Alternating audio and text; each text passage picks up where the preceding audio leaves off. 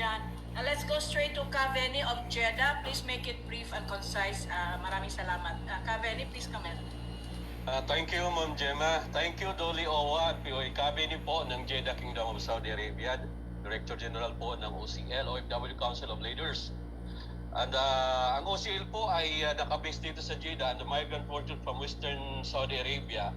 And I'd like to convey to Secretary Bibot Bilio, OWA Administrator Hans Kakdak, and POA Administrator Bernard Olari our communal gratitude for all the collective actions your department has taken to safeguard the welfare of migrant workers over these past 3 challenging and critical months where the world is suffering from the onslaught of COVID-19 pandemic.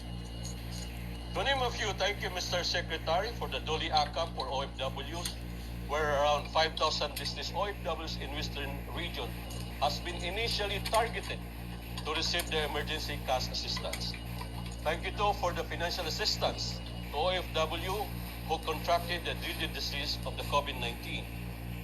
We also appreciate the inclusion of the President's and Senator Bongo's Balik Probinsya Bagong Pag-asa program as an additional option for the reintegration of repatriated OFW. Thank you to Mr. OWA Administrator for your Project Care, Project Hatid, and your timely assistance to the full tank drive with our organization, the OFW Council of Leaders, initiated in Jeddah in partnership with the Philippine Consulate General in Jeddah, the Office of the Social Welfare Attaché, and of course, your dedicated official in Polo OWA in Jeddah at the height of the lockdown measures in Saudi Arabia.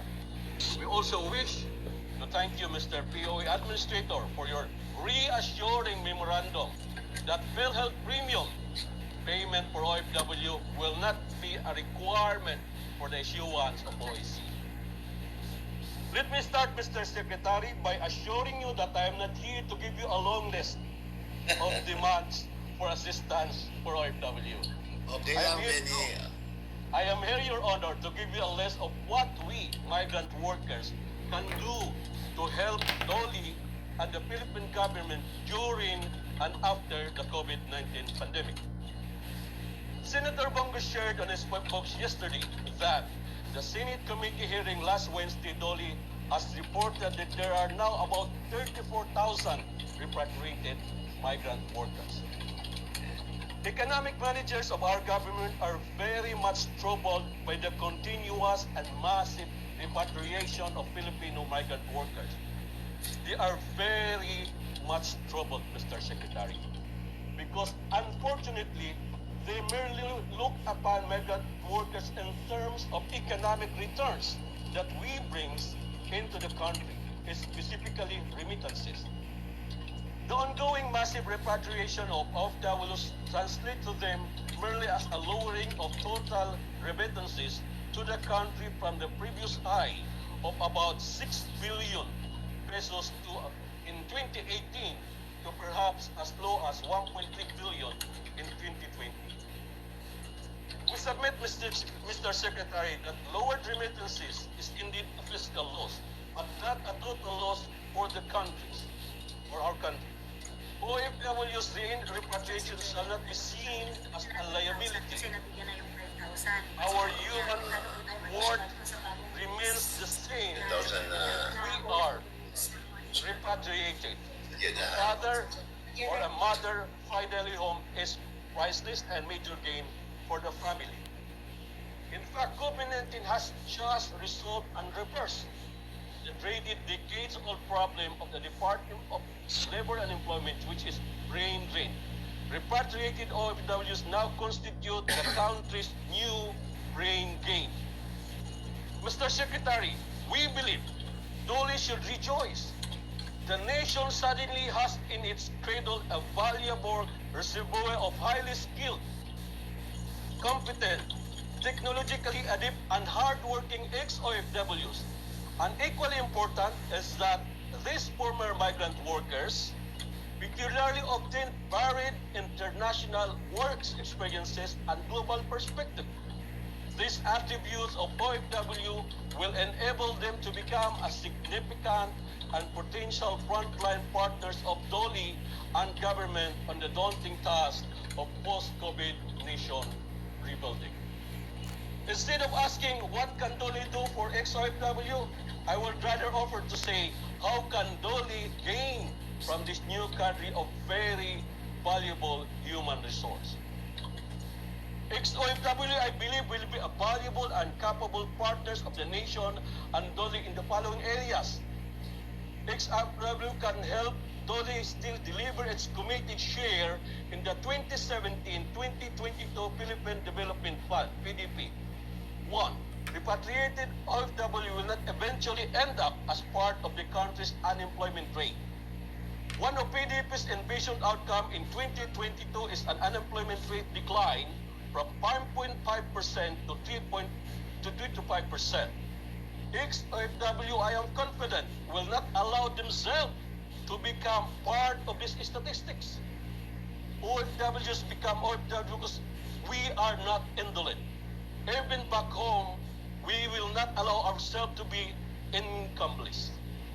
We will eventually be employed or self-employed. After all, we are highly skilled, hardworking, disciplined, and innovative.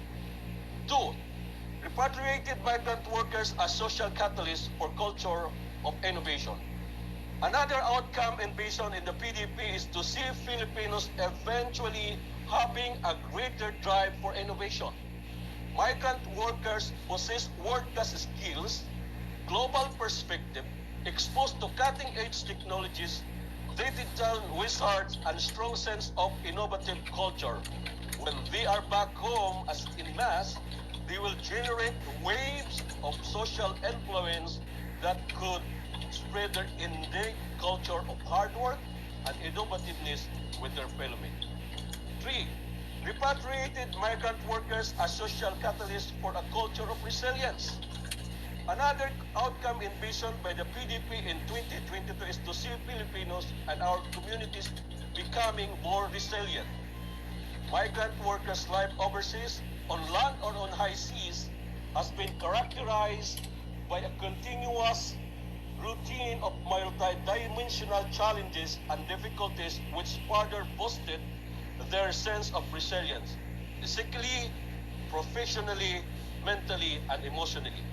This critical mass of repatriated migrant workers can collectively impart to their families, friends, and communities their acquired culture of cultural, climate, physical, mental, and emotional professional relationship overseas. Repatriated migrant workers can become a strong partner of Dole in accelerating Philippine human capital development.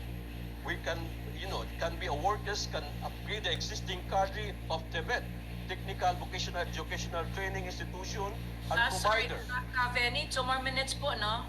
Thank you, go ahead. Ex-OFW can strengthen test TVET regulatory capabilities.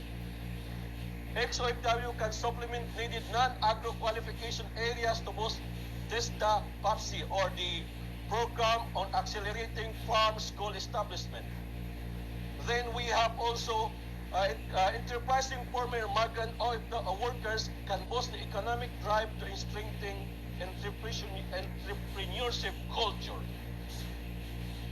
Repatriated migrant workers in the HRM tourism sector could leapfrog agri-tourism on rural tourism program. Ex-OFW from MENA region can assist hasten the country's capability to meet internal tourist demand for halal food. Alam po natin yung halal food, Mr. Secretary, na malaking business po ito. It's around 1.8 billion Muslims, brothers and sisters worldwide, na hindi po natin natatap ito. Ex-OFW can strengthen TESDA's training capability on global marketing and packaging.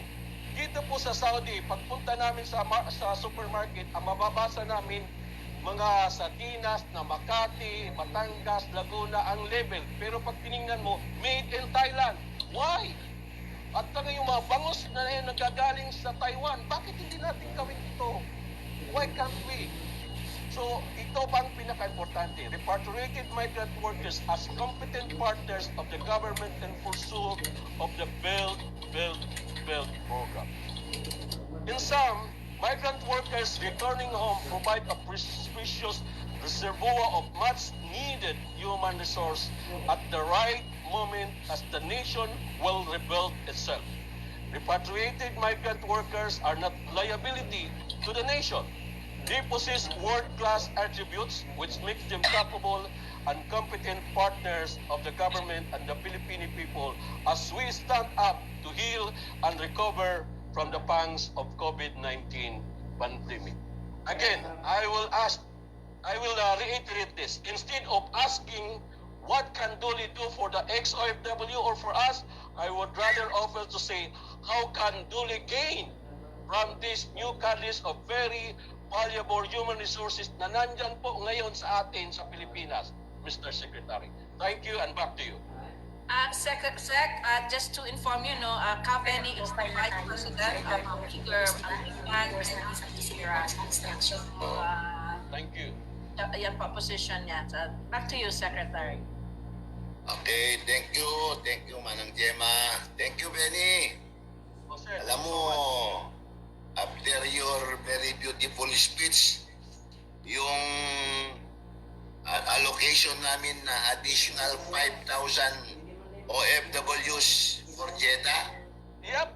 yung as assistance for 5,000 sa OFW sa Jeddah, ginawa ko ng 10,000 OFWs for Jeddah. Wow! Very Galing. good. Galing Thank mo, you, Sir Secretary. Vennie. Galing mo Okay, talaga, Sir 10,000 na, Vennie. 10,000 na. Dahil sa That ganda is ng because instead of presentation mo. asking us what we can do for you, galing sa you are telling us what you can Presentation do mo, for us. ginawang And that is a very 10,000 rare, instead of 5,000. very Galing rare mo talaga, coming Sir from Vennie. workers from OFWs. Kaya maraming salamat, Benny. And for that matter, I would like to let you know na nakamiting namin yung mga leaders of the Philippine construction industry.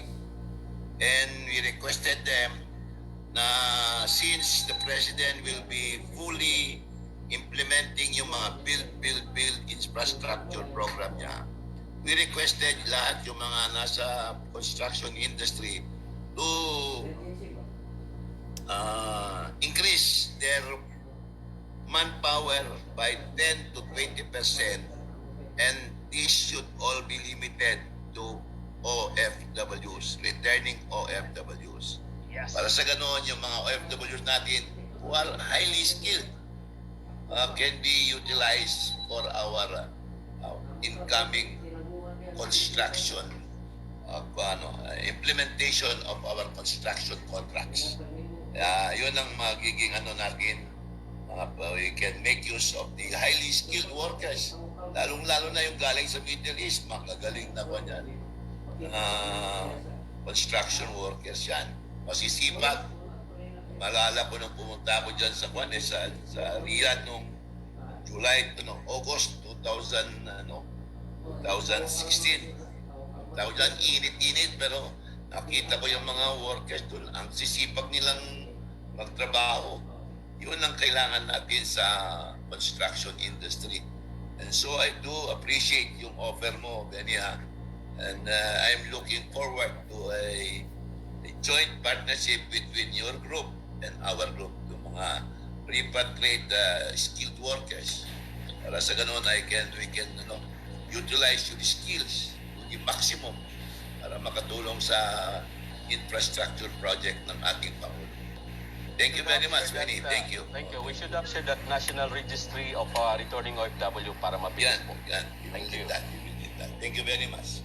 Thank you. Thank you, Galing sir. na ating mga nagtatanong. So we'll go to Rex of Dubai. Rex of Dubai, please come in.